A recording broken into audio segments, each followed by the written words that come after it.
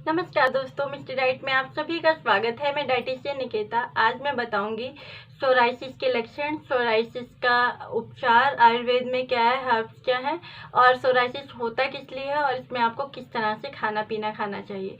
Psoriasis एक ऐसी बीमारी है जब किसी पेशेंट को हो जाती है तो वो मानसिक रूप से और शारीरिक रूप से बहुत ज़्यादा परेशान हो जाता है। दोनों चीज़ें परेशान करती हैं। उसके शरीर पे इस तरह के निशान पड़ने लग जाते हैं, इस तरह की खुजली होने लग जाती है और उसका शरीर इतना बदसूरत हो जाता है कि उसे मानसिक रूप से बहुत तनाव का सामना करना पड़ता है।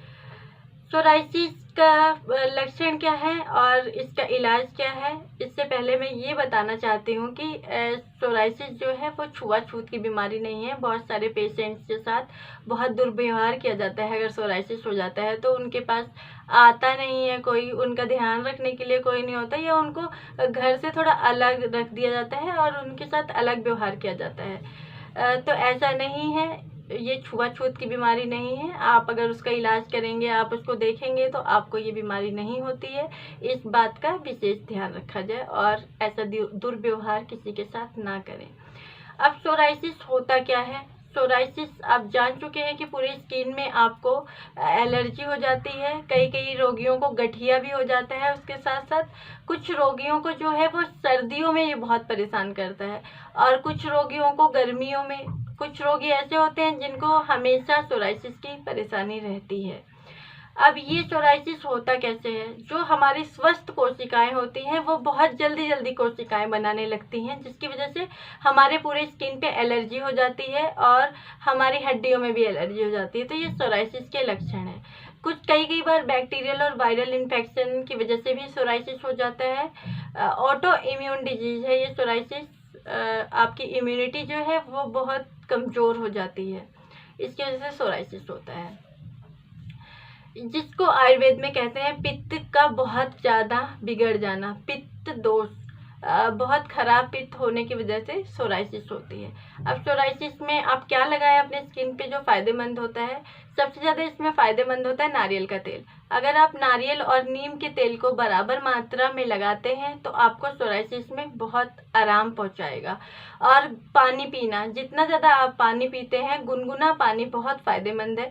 हर 2 घंटे पे अगर आप गुनगुना पानी पीते रहते हैं तो सोराइसिस में बहुत फ़ायदा पहुंचता है। कुछ घरेलू उपचार हैं, कुछ घरेलू चीज़ें हैं जिनको आप घर में अपने पी के यूज़ करके, आयुर्वेद में हैं, उनको आप सोराइसिस से ठीक कर सकते हैं। जैसे एलोवेरा जूस, आंवला जूस और गिलोय जूस। इन तीनों जूस को बराबर क्वांटिटी में, मतलब 3 ढक्कन एलोवेरा जूस को लें, 3 ढक्कन आंवला जूस को लें और 3 ढक्कन गिलोय के जूस को लें। टोटल मिला के 9 ढक्कन हो गया। इसको खाली पेट हर रोज़ अगर आप पीते हैं, सुबह सुबह खाली पेट और शाम को खाना खाने से पहले अगर आप हर रोज़ लेते हैं तो आपको सोराइसिस में बहुत फ़ायदा पहुंचता है। ये मेरी आजमाई हुई बात है। ये बहुत सारे पेशेंट्स को फ़ायदा पहुंचा है इससे, और आयुर्वेद में सोराइसिस का पूरी तरह से इलाज है। तो अगर आप इसको लेते हैं तो बहुत फ़ायदा होता है।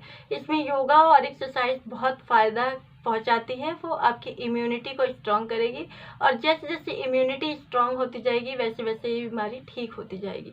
ये बीमारी थोड़ा टाइम लेती है, इसमें आपको पेशेंस रखना होगा, लेकिन ये बीमारी ठीक हो जाती है। ऐसा नहीं है कि ये बीमारी ठीक नहीं होगी, कुछ ऐसी कोई बात नहीं है, ये ठीक होती है।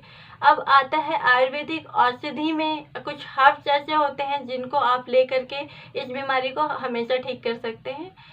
जैसे गठिया के साथ सोराइसिस होता है उसमें भी, और नॉर्मल सोराइसिस है उसमें भी, दोनों में ये आपको फ़ायदा पहुंचाएगी।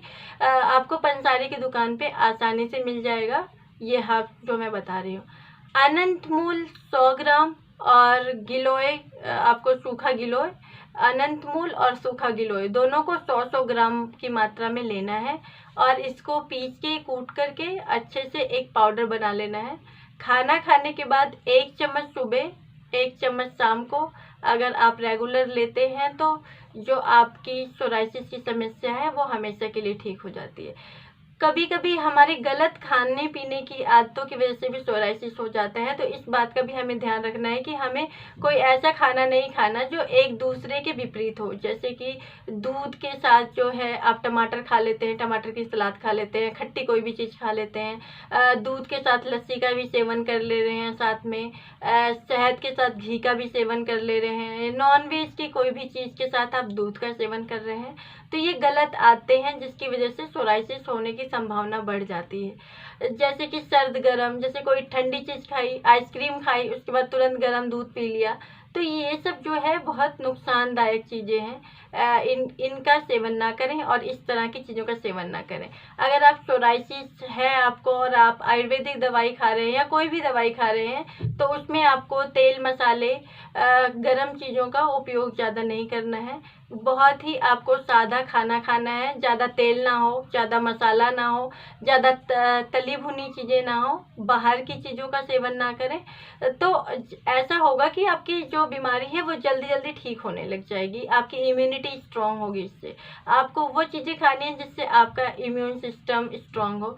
जैसे आपको इस समय नारियल का जूस बहुत फ़ायदा पहुंचाएगा। आप कच्चे नारियल का जूस अगर रोज पीते हैं तो भी आपको बहुत फ़ायदा पहुंचाएगा। इन सब चीज़ों का अगर आप ध्यान दें और जिस तरह से मैंने आपको औषधियाँ बताई हैं उनको आप खाते रहें कि गिलोय, आंवला, एलोवेरा का जूस पिएं, और उसके बाद ये जो मैंने आपको हर्ब्स बताया है इसको खाएं, तो आपकी जो ये सोराइसिस की बीमारी है वो हमेशा के लिए ठीक हो जाएगी। और नारियल और नीम के तेल को बराबर मात्रा में मिक्स करके आप लगाते रहें। इसको हमेशा ध्यान में रखें और आपकी जो सोराइसिस की बीमारी है वो जड़ से ख़त्म हो जाएगी। इसका 100% गारंटी के साथ इलाज है। बहुत सारे पेशेंट ठीक हुए हैं लेकिन थोड़ा टाइम लगता है। तो आपके आसपास कोई भी ऐसा पेशेंट है तो उसको शेयर करें, उसको बताएं। मेरी वीडियो को ज़्यादा से ज़्यादा लोगों तक शेयर करें, सब्सक्राइब करें। नमस्कार दोस्तों, देखते रहें मिस्टी डाइट।